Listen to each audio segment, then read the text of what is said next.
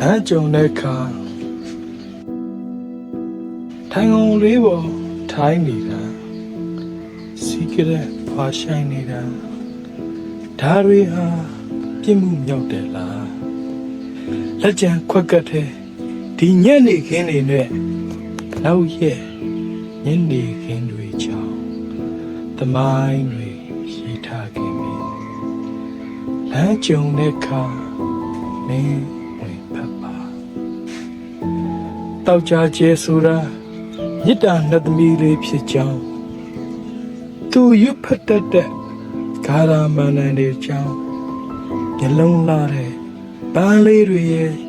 ရေလေးစီးနေတဲ့မြို့လေးရဲ့အဖက်ပြဖြစ်တဲ့ကြပြားလေးတွေရဲ့စီထဲထားတယ်လမ်းကြုံတဲ့အခါမင်းဝင်ကြည့်ပါရှေ့တဲ့ကလေးဟာစကလုံးတွေကြောင့်ယူသွလာပြီးမုံတိုင်းနဲ့တွေ့တော့မှအတူတူကစားနိုင်တယ်အဲ့ဒီနေမှာပေါ့ငါပိုင်နဲ့ဖန်ဆင်းရှင်နဲ့ရန်တွေဖြစ်ခဲ့ပြီးပြိုလဲနေတဲ့လမ်းမီးတိုင်းတွေကြားမှာဖန်ဆင်းရှင်ကိုစွန့်ပစ်ခဲ့တယ်နေညမပြတ်တမ်းမြင်းနေကြရပါလျက်ကန်နဲ့ဝေးချရမယ်မိုးနဲ့မြေဖြစ်သူဘလို့နှလုံးသားမျိုးနဲ့ဖန်ဆင်းရတာလေလမ်းကြုံတဲ့အခါမင်းဝင်လို့မေ့ကြည့်ပေးပါအေးခဲမောင်မဲမဲ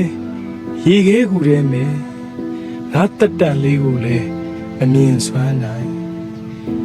ငါ့ကိုတခုခုကစားနေတယ်ငါ့ကိုတခုခုကတောင်းနေတယ်အတောင်တွေကြိုးကြည်ကုန်ချိန်မှကဘာကြီးဖြစ်စီလာတယ်ကဘာကြီးဖြစ်စီပြီးမှပဲမင်းကိုမေးလို့ရမယ်ကဘာပြိုမှငါကိုလိမ့်မယ်ကဘာပြိုမှငါကိုဟဲ့လမ်းကြုံတဲ့အခါမင်းရှိပြပါသူ